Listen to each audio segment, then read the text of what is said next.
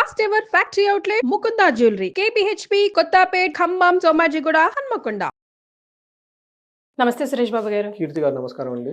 April నెలలో తులారాశి వారికి ఎలా ఉంటుందో తెలుసుకుందామండి. మనం తులారాశి కనుక చూసుకుంటే ఇందులో నక్షత్రాలు 3-4 పాదాలు, చిత్తా 3-4 పాదాలు, స్వాతి 1-2-3-4 పాదాలు, విశాఖ 1-2 పాదాలంతా మనకి తులారాశిలో ఉంటాయి. మనం పేరు బలం ప్రకారం చూసుకుంటే వీళ్ళకి రా, రీ, రు, రే, రో, తా, తీ, తూ, తే అన్న ఈ పేర్లు, ఈ ఫస్ట్ అక్షరం ఎవరితే కనుక బాగా పాపులర్ పిలిచే పేర్లు ఎవరైనా ఉన్నా కానీ మనకి తులారాశి అవుతారు. మొన్న ఒకళ్ళు ఫోన్ చేశారండి, వాళ్ళ పేరు రామచంద్రరావు ఏదో సంథింగ్ పేరు చెప్పారు. పేర్లు సర్టిఫికేట్ లో రామచంద్రరావు అని ఉంది, అందరూ చందు చందు అని పిలుస్తారని ఏదో సంథింగ్ చెప్పుకొచ్చాడు. ఇప్పుడు మా సర్టిఫికేట్ లో రామాతో స్టార్ట్ అయింది కాబట్టి నా పేరు రానా, చాతో స్టార్ట్ అయింది కాబట్టి నేను అక్షరం చూసుకోవాలని చెప్పేసి చంద్రాన. నేను అడిగాను మీ పేరు ఎక్కువ ఏమని పిలుస్తుంటే చందు చందు అని పిలుస్తారండి అని చెప్పండి. అయితే చేత చూసుకోవాలి రాత కదా, కానీ సర్టిఫికేట్ లో ఫస్ట్ రాశారు కదండి, ఏంటంటే కన్ఫ్యూజన్. అందుకని క్లారిటీ గురించి మళ్ళీ ఇంకొకసారి మోస్ట్ పాపులర్ నేమ్ అంటారు, అంటే బాగా ఎక్కువగా పిలిచేవాళ్ళు ఏ పేర్లు ఎక్కువగా పిలుస్తుంటారు ఆ పేరుతో మాత్రమే ఫస్ట్ లెటర్ తీసుకోవాలి. అది సర్టిఫికేట్లో లెటర్ కాదు. కొంతమంది ఏమంటే మా పుట్టింట్లో గాయత్రి అని పిలిచాడు, ఇక్కడ పెళ్ళైన తర్వాత జాతకాలు కలవలేదని వేరే పేరు మార్చేసి ఇలా రకరకాలు చెబుతుంటారు. నేను అడిగాను అప్పుడు మీ అత్తవారి ఇంట్లో ఎక్కువగా మంది ఏ పేరుతో పిలుస్తారు అని, పుట్టింటి వాళ్ళు ఎక్కువ మంది పిలుస్తారు. ఓవరాల్ గా మళ్ళీ పుట్టింట్లో ఎక్కువ మంది పిలుస్తారు, ఇక్కడ ఎక్కువ పిలుస్తారు. అలా పెట్టి చూసుకోవాలంటే ఎక్కువగా బాగా పాపులర్ అయిన పేరును మాత్రమే తీసుకోవాలండి, వేరే విధంగా కాదు. ఎందుకు ప్రాక్టికల్ గా ఉంటుంది. ఎస్, అయితే ఈ టాపిక్ వచ్చింది కాబట్టి సురేష్ బాబు గారు మనం ఒక ఎపిసోడ్ చేద్దామండి పేరు బలం మీద.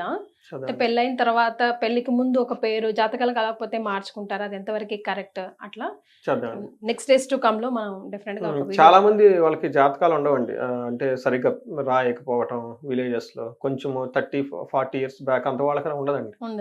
నాకు కరెక్ట్ గా రాయలేదు, కాకపోతే నన్ను పుట్టిన శివరాత్రి అని చెప్పేసి కొన్ని గుర్తులు చెప్పారు. అలా ట్రేస్ చేసుకొని ఆ పుట్టిన వారము శివరాత్రి అది ఎక్కడ వచ్చింది అలా పట్టుకొని రివర్స్ ఇంజనీరింగ్ చేసుకొని నేను ట్రేస్ చేసేసుకున్నాను. మా బ్రదర్ది కూడా అంతే, మా బ్రదర్ది అయితే 2-3 years బ్యాక్ వరకు లేదు. ఆ తర్వాత మా అమ్మ గారు చెప్తా ఉంటారు ఎన్టీ రామారావు గారికి గుండె పోటు వచ్చిన సమయంలో ఏదో చెప్తా ఉంటారు, ఆ టైంలో పుట్టారు, ఆ టైంలో ఇలా. అలా నేను మళ్ళీ రివర్స్ ఇంజనీర్ చేసుకొని అలా చేసుకున్నాను. అట్లా చేయొచ్చు, టేస్ట్ అవుట్ చేయొచ్చు. బట్ ఆ టైంలో ఉన్న వాళ్ళకి ఏంటంటే సర్టిఫికేట్ లో ఒకటి రాస్తారు, రియల్ టైంలో ఒకటి ఉంటుంది, పేరు రకరకాలు ఉంటుంది. దీని గురించి ఒక ఎపిసోడ్ చేద్దామండి, కాల్స్ కూడా చాలా వస్తుంటాయి కదా, కన్ఫ్యూజన్ నన్ను అడుగుతూ ఉంటారు. సో ఇప్పుడు మనం ఇందులో పేరు బలం మనకి మన శ్రీరామనవమి జరుగుతుంది కాబట్టి రా అన్న పేరుతో తులారాశి ఒకటి స్టార్ట్ అవుతుంది కాబట్టి రామ మనకి కలిసి వచ్చేసింది. ఇందులో గ్రహస్థితిని బట్టి మనం చూసుకుంటాం అంటే సూర్య సంచారం మేషలో, బుధుడు శుక్రుడు మీనరాశిలోనే ఉన్నారండి. తర్వాత కుజుడు వచ్చేటప్పటికి కర్కాటక రాశిలో April 3rd నుంచి వెళ్ళిపోయేసి జూన్ వరకు, April, May 2 months వాళ్ళు అక్కడే ఉంటారండి. కుజ స్తంభంలో భాగంగా అక్కడ ఉంటున్నారు అనమాట. ఇందులో కర్కాటక రాశిలో ఉంటారు. ఈ యొక్క గ్రహస్థితిని బట్టి కనుక మనం చూసుకుంటే వీళ్ళకి ఎలా ఉండబోతుంది అంటే, మనకి మహర్షుల సంస్కృతిలో ఏం చెప్తారంటే యాత్రాం అంటే తీర్థయాత్రలు చేస్తారంట. రెండోది శుచం విజయం విపత్తిం అని చెప్తారు, అంటే వీళ్ళు ఏదో ఒక విషయంలో బాధపడుతూ ఉంటారు బట్ ఓవరాల్ గా సక్సెస్ఫుల్ గా ఉంటారు. కొంచెం అనుకోకుండా వీళ్ళకి జెంట్స్ అయితే లేడీస్ ద్వారా, లేడీస్ అయితే జెంట్స్ ద్వారా ఇబ్బందులు వచ్చే అవకాశం ఎక్కువగా ఉంది అని మనం చెప్పుకుంటాం అనమాట. మనం డీటెయిల్ కనుక చూస్తే వీళ్ళకి 7th house లో సూర్యుడు ఉండటం వల్ల ఏమవుతుందంటే ఇది మంచి పొజిషన్ కాదండి. ఏమవుతుందంటే మన మహర్షులు ఏం చెప్తారంటే సామంత జన విద్వేష దారాపేడ సుతామయం ఉత్సాహ భంగకారిణి గోచారిస్తే సప్తమే రవి. అంటే ఈ గోచారంలో 7వ ఇంట్లో కనుక రవి ఉంటే ఏమవుతుందంటే సామంత జన విద్వేష అంటే వీళ్ళ కింద పనిచేసే ఎంప్లాయీస్ కానివ్వండి, తర్వాత ఏమని చెప్తారు ఇంట్లో పనిచేసే మెయిడ్స్ కానివ్వండి, కార్ డ్రైవర్లు, ఇలా మనకు సపోర్ట్ ఇచ్చే ఎవరైతే కనుక ఉంటారో వాళ్ళు మనం ద్వేషిస్తారంట. ధారాపీడ సుతామయం. ఇంకేం చెప్తారు, తర్వాత భార్యాభర్తలకి పిల్లలకి ఏమన్నా ఉంటే కనుక వాళ్ళకు కూడా అనారోగ్యం వస్తుందంట. వీటన్నిటికంటే ఇంకొకటి ఏమంటే ఉత్సాహ భంగకారిణి. వీళ్ళు మంచి ఉత్సాహంగా పెద్ద ప్లాన్ చేసేసుకొని పెట్టేసుకొని ఇది చేద్దాం అది చేద్దాం అనుకో ఉత్సాహంగా స్టార్ట్ చేస్తారా, ఆ ఫస్ట్ రోజే ఆ పని ఆగిపోతుంది. అందుకని ఉత్సాహం భంగంగా చేసే పనులు ఎక్కువగా ఉంటాయి అనమాట. కానీ కొంచెం ఆలోచించుకొని చేయాలి. ఇదేమైంది, ఇది తులారాశి. లాస్ట్ ఇయర్ ఈ సూర్యుడు ఎవరికి ఉన్నారంటేనండి కన్య రాశి వాళ్ళకు ఉన్నారు. కన్య రాశి వాళ్ళకి షష్టాష్టగ్రహం కూటం కూడా మొన్న ఎఫెక్ట్ వీళ్ళ మీద కూడా పడిందండి. మీకు మనం వేరే ఎపిసోడ్లో చెప్పుకున్నాం లేదు, ఐడియా లేదు. నాకు తెలిసిన నాకు బ్రదర్ కూడా అవుతారనమాట, కజిన్ బ్రదర్ అవుతారు. వాళ్ళు ఫోన్ చేసి వాళ్ళకి ఏదన్నా వస్తే నాకు ఫోన్ చేసి అడుగుతూ ఉంటారు. చూసేసి చూడు సురేష్ ఇలా వచ్చేసింది ఏంటి ఏమైంది నన్ను. ఉగాదికి ఊరికి వెళ్ళారంట.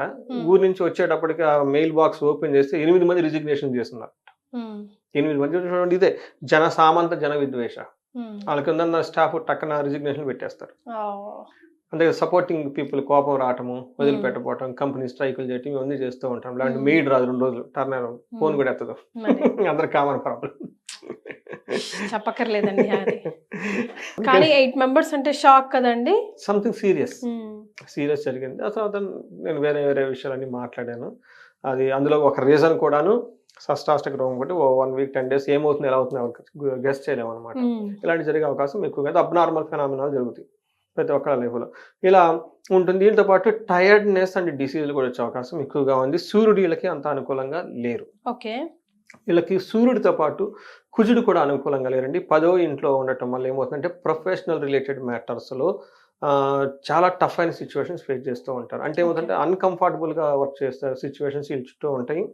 మనకి ఫస్ట్ హౌస్లో అగైన్ మనం ఇందాక మనం సూర్యుడి గురించి చెప్పుకున్నప్పుడు కూడా దీని వల్ల కూడా వీళ్ళు కొంచెం ప్రాబ్లమ్స్ ఉంటాయి. ఎలాంటి ప్రాబ్లమ్స్ ఉంటాయి అంటే మన మహర్షులు ఏం చెప్తారంటే నిత్య క్లేశ, ఎప్పుడు ఏదో ఒక బాధపడే అవకాశం ఉంటుంది. సదా వ్యాధి ప్రాబ్లమ్స్, హెల్త్ కాంప్లికేషన్స్ ఉంటాయి. భోజన దుర్బలం, టయానికి భోజనం కూడా చేయరు.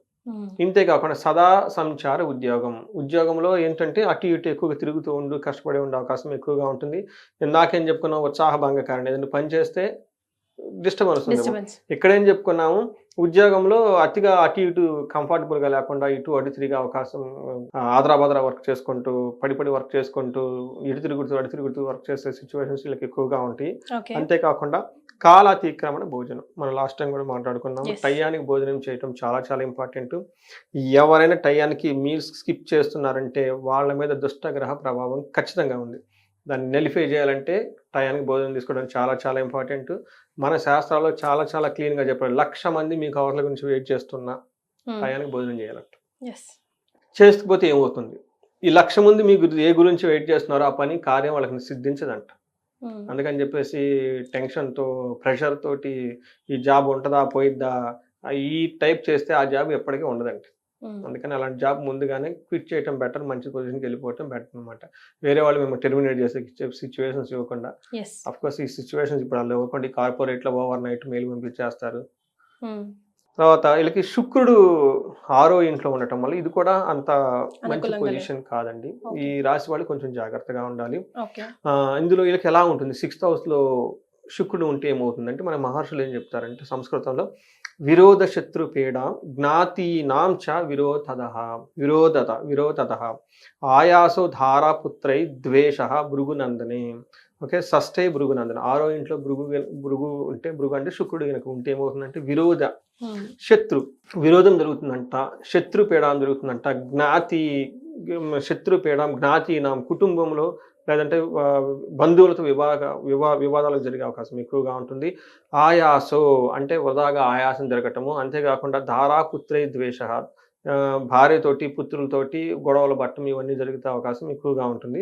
బట్ ఏ ప్రకారంగా చూసుకున్నాం ఈ తులారాశి వాళ్ళు కొంచెం జాగ్రత్తగా ఉండడం చాలా చాలా ఇంపార్టెంట్. పేషెన్స్ ఇంపార్టెంట్, ఎందుకంటే అది సహజం అండి. జనరల్గా మనకి వర్క్లో ప్రెషర్ ఏదైనా ఉంటే మనం ఆ థాట్స్ ఇంటికి వచ్చినప్పుడు ఇంట్లో పిల్లలు వాళ్ళ స్టైల్లో వాళ్ళు ఉంటారు, మనకు రాదు కదా. ఇది మనం వాళ్ళు ఏదైనా చిన్న గొడవ చేస్తే మనం ఎక్కువగా ఫ్రస్ట్రేషన్ అయ్యి వాళ్ళ మీద పట్టడం, వాళ్ళు మనకి దూరంగా పోయి కూర్చోవటం, వాళ్ళ ప్లాన్లు వాళ్ళ ప్లాన్లు పట్టుకోకపోతే. అందుకని చెప్పేసి మన ఆఫీస్లో ప్రాబ్లమ్స్ ఆఫీస్లో వదిలేసి ఇంటికి వచ్చినప్పుడు శుభ్రంగా ఫ్రెష్ మైండ్తో వాళ్ళతో వెళ్తే ఈ గొడవలు ఏమి ఉండవండి. ఎక్కువగా ఏదంటే జ్ఞాతి వీటి గురించి చూపిస్తున్నాం అనమాట. అక్కడ ప్రాబ్లమ్స్ ఇక్కడ క్యారీ చేసుకుని ఇక్కడ రిలేషన్షిప్ పోగొట్టుకోకూడదు. తర్వాత బట్ ఓవరాల్గా కనుక్కుంటే స్పౌస్ తోటి లవ్, రొమాన్స్, ఆస్పీషియస్ ఎక్స్పెండిచర్స్ ఇవన్నీ చూపిస్తూ ఉంది. చక్కగా ప్లాన్ చేసుకుంటే ఈ మంత్ కొంచెం పేషెన్సీగా ఉంటే బాగుంటుంది. ఎందుకంటే షష్టాష్టగ్రహ కూటమిలో ప్రాబ్లం వీళ్ళకి కూడా ఉందండి. ఎందుకంటే కొన్ని గ్రహాలు సింహ, కన్య, తులాకు ఉందని చెప్పారు మీరు. అవునండి. సో తులారాశి వాళ్ళకి కూడా పాపం గురువు కూడా అంత అనుకూలంగా లేరు మే వరకు, కాబట్టి కొంచెం పేషెన్సీగా ఉండాల్సిన మంత్ ఏప్రిల్ మంత్. కానీ ట్రస్ట్ మీ నెక్స్ట్ మంత్ అన్నవర్స్ వీళ్ళు ఫ్రీ అయిపోతారు. సూపర్ కదా, 15 days జస్ట్ ఆయుష్ పోసారు అంతే. కొంచెం వీళ్ళకి ఒక 30 days కొంచెం పేషెన్స్ సహనంగా ఉంటే ఎక్కువ విషయాలు పట్టించుకోకుండా లెట్ ఇట్ గో అన్నట్టు వదిలేసుకుంటూ ఉంటే బాగుంటుంది. రైట్. మరి నక్షత్రాల ప్రకారం ఎలా ఉందండి? నక్షత్రాలు కనుక చూసుకుంటే ఇది కొంచెం నక్షత్రాలు కొంచెం ఇబ్బంది పెట్టే పరిస్థితిలోనే ఉన్నది. మనకి చిత్తా, స్వాతి, విశాఖ నక్షత్రాలు కనుక చూసుకుంటే చిత్తా వాళ్ళకి రోగము, బంధనము, అతి భయము చూపిస్తుంది, దారిద్రము చూపిస్తుంది. అంటే యాక్చువల్గా నెగటివ్ లిస్టే ఎక్కువగా ఉంది. ఒకటి ఫైనాన్షియల్ క్రైసిస్ ఉంటుంది, టూ మచ్ భయపడిపోయే అవకాశం ఎక్కువగా ఉంటుంది, హెల్త్ కాంప్లికేషన్స్ కూడా ఉంది. కానీ వీళ్ళకి పాజిటివ్ ఎక్కడుందంటే ధన ప్రాప్తి, క్షేమం. ఇబ్బందులు అయితే ఉన్నాయి కానీ ఫైనల్గా ధనం వస్తుంది, క్షేమంగా ఉంటారు. ఈ మధ్యలో ప్రాసెస్ కొంచెం ఇబ్బంది పడాలి. స్వాతి నక్షత్రం వాళ్ళకి కనుక చూసుకుంటే వీళ్ళు కూడా సేమ్ అండి, బంధించబడినటువంటి సిచ్యువేషన్ ఉంటుంది, అతిగా భయపడతారు, దారిద్రము, ఫైనాన్షియల్ క్రైసిస్ ఉంటుంది, 27వ తారీఖు వరకు హోల్ మంత్ ఉంటుంది. తర్వాత మనకి పాజిటివ్ వీళ్ళకి ఓన్లీ ఒక్కటి ఏంటంటే ధన ప్రవాహం కూడా, అది కూడా మంత్ ఎండ్లో వస్తుందండి. ఈ స్వాతి వాళ్ళు కొంచెం జాగ్రత్తగా ఉండాలి. విశాఖ నక్షత్రం వాళ్ళకి వీళ్ళకి ధన ప్రాప్తి బాగుంది. తర్వాత అతిగా భయపడే సిచ్యువేషన్స్ ఎక్కువగా ఉంటాయి, భయము, బంధనం కూడా ఎక్కువగా ఉందండి. సో వీళ్ళకి వీటి ప్రకారం చక్కగా ప్లాన్ చేసుకొని అతిగా భయపడకుండా ఉండటానికి, బంధనం చేసుకోవడానికి కొన్ని పరిహారాలు చేసుకుంటే చక్కగా ఉంటుందండి. ఎస్, మరి కొండంతలో పోయేది గోరంతలో పోవడానికి ఎలాంటి పరిహారాలు సూచిస్తారండి తులారాశి వారికి? కరెక్ట్గా చెప్పారండి, కొండంత గోరంత. అయితే మనకి పరిహారాలు ఎంత చేసినా మనిషి అనేవాళ్ళు ఏదో ఒక రూపంలో దాన్ని అనుభవించ తప్పదండి కర్మని. ప్లానెట్స్ అంత ఈజీగా వదిలిపెట్టం అంటిల్ అనలేదు మన మహర్షులు అయితే కాదు. కాకపోతే ఏముండదు అందులోనూ. శనికి అసలు నో అండి, నో ఎక్స్క్యూజ్. మార్స్ కూడా చాలా పవర్ఫుల్ ప్లానెట్ అండి, చాలా కనురెప్పపాట్లు ఇప్పటిదాకా బాగుంది సడన్గా అయింది అనేదానికి కారణం మార్స్ అండి. అందుకని మార్స్ గురించి కూడా ఎక్కువ చెప్పుకుంటాం, సూర్యుడు, మార్స్. తర్వాత మనకి శుక్రుడిని కూడా ఎక్కువగా చెప్పుకుంటా ఉంటాం. మనకి బుధుడు గురించి తక్కువ చెప్తాం, ఎందుకంటే బుధుడు ఎవరి పక్కన ఉంటే ఆ రిజల్ట్ ఇస్తాడు. బుధుడు ఎప్పుడు ఏదో ప్లానెట్ పక్కన ఉంటాడు, చాలా రేర్గా ఆయన ఒక్కడ ఉంటాడు, ఎప్పుడు ఏదో గ్రహం పక్కన ఉంటాడు. కాబట్టి ఈ మూడు ఎక్కువగా చెప్పుకుంటా ఉంటాం. మన పరిహారాలు కనుక చూసుకుంటే బంధనము అనే సిచ్యువేషన్ ఉంటుంది. అంటే బంధనం అంటే క్లారిటీ ఉండదు, ఏ పని చేయాలి, ఏ పని చేయకూడదు, ఎలా ఉంటే బాగుంటుంది, మంచిగా ఉంటాం, చెడుకుంటాం, వీటి గురించి ఎక్కువగా లెక్కేస్తూ ఉంటారు. కాబట్టి వీళ్ళు అనంత పద్మనాభ స్వామిని పెంజర్ల మనకి బెంగళూరు హైవేలో ఉంటుంది, 30 కిలోమీటర్స్ దూరంలో. అక్కడ ఆ దేవుని విజిట్ చేస్తే ఆ క్లారిటీ వచ్చేస్తుంది అక్కడ. అనంత పద్మనాభం, ఇక్కడ బంధనం నుంచి అనంతంలోకి వెళ్ళిపోతారు అనమాట. అంతేకాకుండా వీళ్ళు లక్ష్మీ నారాయణను ప్రార్థన చేసిన, విష్ణుమూర్తిని ప్రార్థించిన, అందులో ఇప్పుడు మనకి శ్రీరామనవమి కూడా వస్తుంది కాబట్టి ఈ పండగ సందర్భంగా వాళ్ళు కళ్యాణం చేయించిన, ఇంకోటి ఏది చేయించిన చక్కగా కలిసి వచ్చేస్తుంది.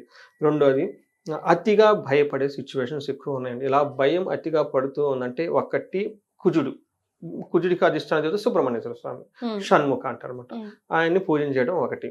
అంతేకాకుండా భయం పోవడానికి ఏంటంటే 2-3 రీజన్లు కూడా ఉంటాయి. దీనికి తోడులకు దిష్టి, పీడలు, నరగోష్ట ఇవి కనుక తగిలినట్లయితే ఇవి పోవటానికి ఇంటిలో నేను అన్ని పరిహారాలు చెప్తానండి.